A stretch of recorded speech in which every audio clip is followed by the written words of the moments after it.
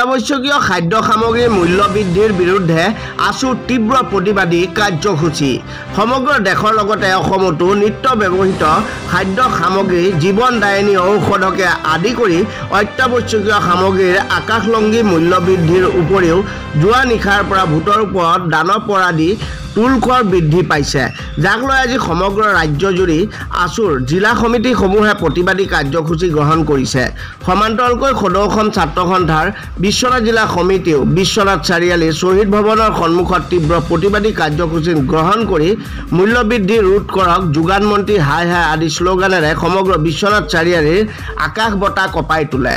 উক্ত কাৰ্যসূচীত অংশগ্ৰহণ কৰে সদৌ অসম ছাত্ৰ সন্থাৰ কেন্দ্ৰীয় কাৰ্যনিৰ্বাহক সদস্য বিক্ৰম বিকাশ বৰা, বিশ্বনাথ জিলা আছুৰ উপদেষ্টা মহম্মদ আজমত শ্বেখ, বিশ্বনাথ জিলা ছাত্ৰ সন্থাৰ ভাৰপ্ৰাপ্ত সভাপতি ভাস্কৰ চমুৱা সহ বিশ্বনাথ জিলাখনৰ বিভিন্ন আছুৰ বিষয়ববীয়াসকল।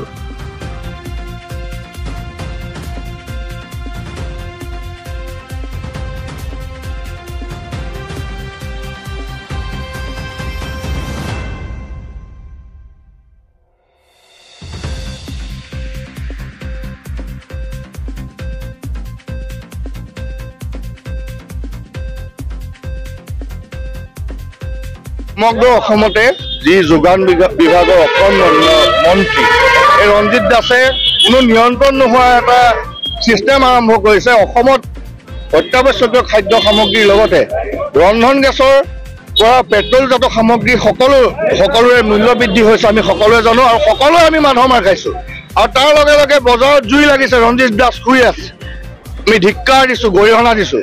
আৰু তাতোতকৈ ডাঙৰ কথা, জীৱনদায়িনী যি ঔষধ, এই ঔষধৰ আকাশলংঘী মূল্য বৃদ্ধিয়ে আমাৰ সাধাৰণ জনতাক কোঙা কৰি পেলাইছে। অনতি বিলম্বে ৰঞ্জিত দাসে তেওঁৰ এই দপ্তৰৰ পৰা তেওঁ আচলতে পদত্যাগ কৰিব লাগে। আমি এই প্ৰতিবাদ সদৌ অসম ছাত্ৰ সন্থাৰ আহ্বান মৰ্মে প্ৰত্যেকখন জিলাই আজি সাব্যস্ত কৰিছে। আমি যোগান বিভাগৰ অকৰ্মণ্য মন্ত্ৰী ৰঞ্জিত দাসক ধিক্কাৰ দিছোঁ, গৰিহণা দিছোঁ। আৰু অনতি বিলম্বে যদি এই যোগান বিভাগৰ আমাৰ অত্যাৱশ্যকীয় খাদ্য সামগ্ৰীকে ধৰি আমাৰ জীৱনদায়িনী ঔষধৰ মূল্য বৃদ্ধি হ্ৰাস নকৰে, আমি জনগণক ৰাজপথত নমাই আন্দোলনৰ হুংকাৰ দিছোঁ। অসম চৰকাৰৰ ব্যৰ্থতা, লগতে যোগান মন্ত্ৰী যিগৰাকী অকৰ্মণ্য অযোগ্য যোগান মন্ত্ৰীগৰাকী আছে, তেখেতৰ ব্যৰ্থতাত আজি সমগ্ৰ অসমৰ ৰাইজে মাধমাৰ খাবলগীয়া হৈছে। অত্যাৱশ্যকীয় খাদ্য সামগ্ৰীৰ যি আকাশলংঘী মূল্য বৃদ্ধি, ঔষধজাত সামগ্ৰীৰ যি আকাশলংঘী মূল্য বৃদ্ধি, ইন্ধনজাত সামগ্ৰীৰ আকাশলংঘী যি মূল্য বৃদ্ধি, ৰাইজে অতিষ্ঠ হৈ গৈছে। এতিয়া ৰাইজে পৰিত্ৰাণ বিচাৰিছে যে আমি এই মূল্য বৃদ্ধিত আমি কেনেকুৱা পৰিত্ৰাণ পাওঁ। এই অকৰ্মণ্য যিগৰাকী যোগান মন্ত্ৰী আছে, তেওঁ শুই থাকে, তেওঁ নিজৰ বিভাগৰ কামেই নকৰে।